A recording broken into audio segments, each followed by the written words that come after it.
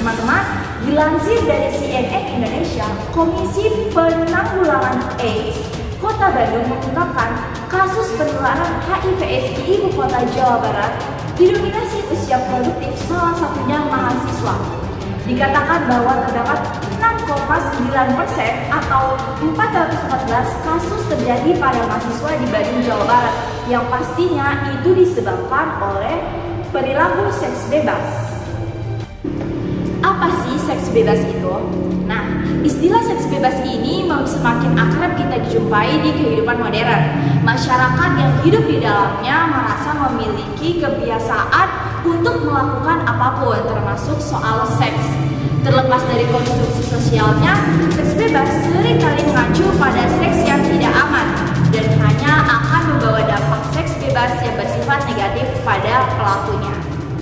Sederhananya, pengertian seks bebas yang biasa kita kenal di masyarakat Indonesia adalah perilaku seksual yang dilakukan di luar nikah.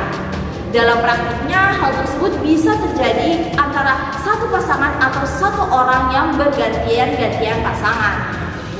Nah, faktor penyebab perilaku seks bebas itu yang pertama karena pengaruh media elektronik dan media cetak, karena mereka bisa saja mengakses video-video yang ada unsur pornografi. Kemudian yang kedua yaitu pengaruh lingkungan.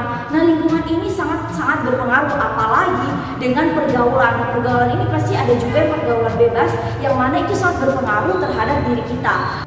Kemudian yang ketiga yaitu rendahnya pendidikan moral agama dan minimnya pengetahuan pendidikan seks. Nah, ini tuh disebabkan karena apa? Karena orang tua itu masih kurang untuk memberikan edukasi kepada anak-anaknya mengenai pendidikan seks. Kemudian yang keempat yaitu perubahan hormon ketika seseorang memasuki masa remaja yang mengakibatkan organ-organ seks menjadi matang dan membutuhkan penyaluran. Kemudian yang terakhir yaitu rasa ingin tahu yang besar bagi anak-anak remaja untuk mencoba berbagai hal yang belum diketahuinya, sehingga mereka masih linglung dan masih bingung apa saja yang sebenarnya baik dan buruk bagi diri mereka.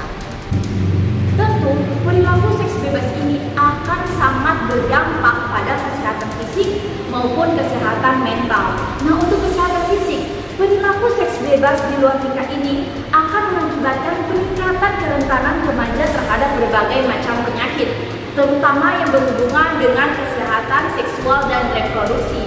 Dan itu juga masyarakat dan remaja, teman-teman sekalian juga sudah tahu penyakit menular seksual itu akan berdampak pada kesehatan fisik kita, yaitu HIV/AIDS.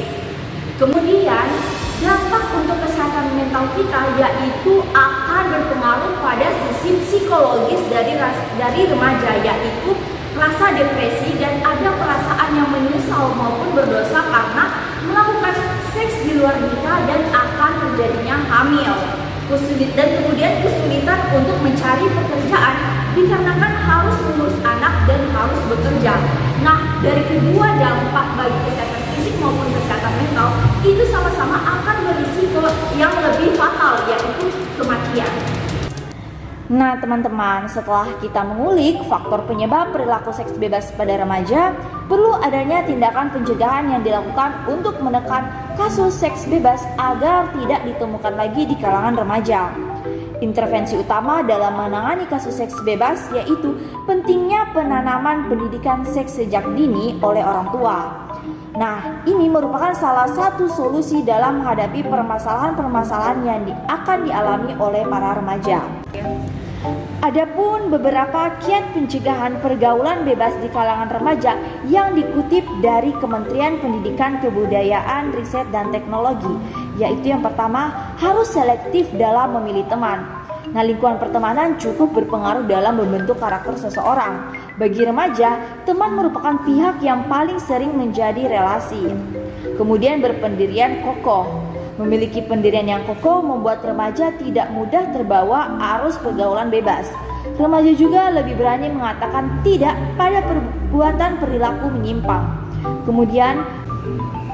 Kemudian yang ketiga yaitu perbanyak kegiatan positif. Untuk menghindari pergaulan yang tidak baik, Maka hal yang penting untuk dilakukan adalah sibukkan diri dengan perbuatan yang positif. Misalnya banyak beraktivitas dalam organisasi yang baik dan melakukan hal-hal yang bersifat positif.